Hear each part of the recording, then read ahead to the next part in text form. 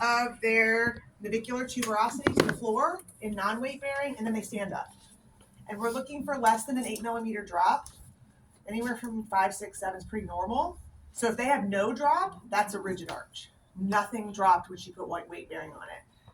She stands up and it collapses, and it's like a 10 or 12 millimeter drop. That's overpronation. So what I do, the number itself doesn't matter a whole lot. So I just put this down because even though this whole bottom part doesn't have numbers, I'm still lining it up with a number. I'm just looking for the change in number, not the actual number itself. Does that make sense?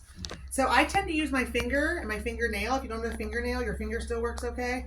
And I just let it point there. And I'm at about 34. And I say, Kat, can you go ahead and stand up? And now I come here.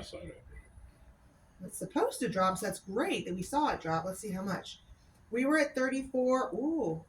And she's down at 30, 34. And now we're at 20. So she had like a 14 millimeter drop. So she kind of pronates a little bit. Now, when she totally relaxes, she does kind of fall in a little. If you look at back here, you see how much this is sticking out back here? Can you guys see on this side at all? That there's a little more fat pad sticking out over there. And I don't know if you guys can tell in here, but her arch does collapse on this side a little more than on this side. Oh, a lot more actually. This one's more than this one. Mm-hmm. That always been a problem? Mm-hmm. All right, can you turn around just so I can see, because I'm curious. Mm-hmm.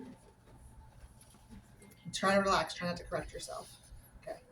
Yeah, so as soon as she relaxes, you see the weight increase over here. You see more fat pads stick out over here. Her Achilles is angled a little. It's not severe. It's not where I'm like, oh, geez.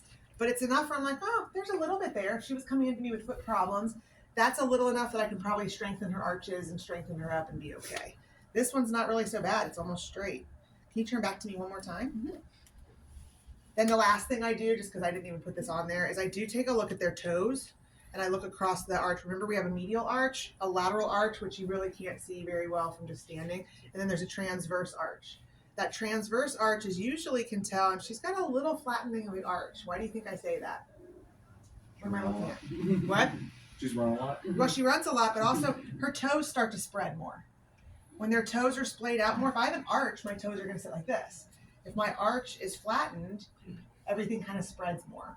So it's not bad. There are some of you that'll stand up and you're like, whoa, your toes are all like this. And then it just looks totally pancaked. And you're like, you have no arch there.